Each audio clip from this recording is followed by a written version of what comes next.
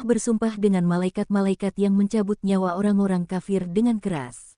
Malaikat-malaikat yang mencabut nyawa orang-orang mukmin dengan giat dan lemah lembut, malaikat-malaikat yang terbang saat turun dari langit dan naik kepadanya, malaikat-malaikat yang mendahului dan bersegera melaksanakan perintah Allah, dan malaikat-malaikat yang melaksanakan perintah Rabb mereka untuk mengatur urusan semesta yang dimandatkan kepada mereka, tapi manusia tidak boleh bersumpah dengan selain penciptanya. Jika ia melakukan hal itu, maka ia telah berbuat syirik. Sungguh manusia akan dibangkitkan dan dihisap pada hari ketika bumi bergoncang dengan tiupan pertama, tiupan kematian, yang diikuti dengan tiupan kedua untuk dihidupkan kembali. Hati orang-orang kafir pada waktu itu berguncang karena sangat takut, penglihatan mereka tunduk karena ketakutan terhadap apa yang dilihatnya. Orang-orang yang mendustakan kebangkitan itu berkata, apakah kami akan dikembalikan setelah kematian kami kepada kehidupan yang semula di muka bumi? Apakah kita akan dikembalikan, sedangkan kami telah menjadi tulang belulang yang hancur? Mereka berkata, pengembalian kita itu, kalau begitu, akan menjadi kegagalan sekaligus kedustaan. Pengembalian itu hanyalah dengan satu tiupan saja, maka tiba-tiba mereka hidup kembali di permukaan bumi setelah sebelumnya mereka berada di dalam perut bumi. Apakah sudah sampai kepadamu, wahai Rasul, berita Musa? Tatkala Rabb-nya memanggilnya di lembah suci lagi diberkahi, yaitu Tua. Rabb-nya mengatakan kepadanya, pergilah kepada Firaun, sesungguhnya ia telah melampaui batas dalam kemaksiatan, lalu katakanlah kepadanya, apakah engkau ingin mensucikan dirimu dari kekurangan dan menghiasinya dengan keimanan, serta aku membimbingmu menuju ketaatan kepada Rabb-mu, lalu kamu takut dan bertakwa kepadanya. Lalu Musa memperlihatkan kepada Fir'aun tanda mukjizat yang besar, tongkat dan tangan, tetapi Fir'aun mendustakan Musa dan mendurhakai Rabb-nya.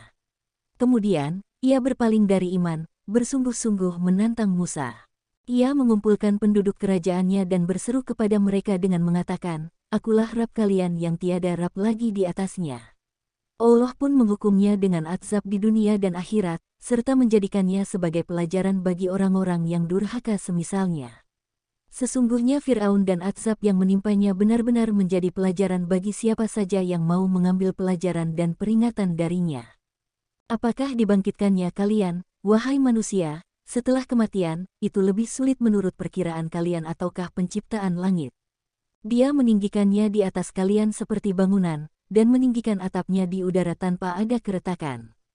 Dia menjadikan malamnya gelap dengan terbenam matahari, dan menjadikan siangnya terang dengan terbitnya. Sesudah penciptaan langit, dia menghamparkan bumi, dan mengisinya dengan berbagai kemanfaatannya.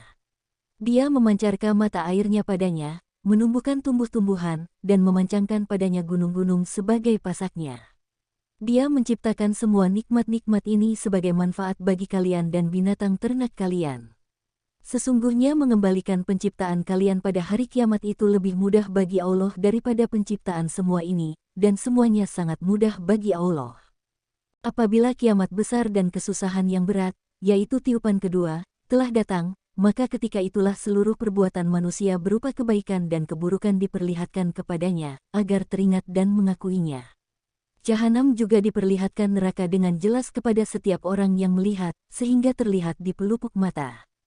Adapun siapa yang membangkang terhadap perintah Allah, dan lebih mengutamakan kehidupan dunia daripada akhirat, maka tempat kembalinya adalah ke neraka.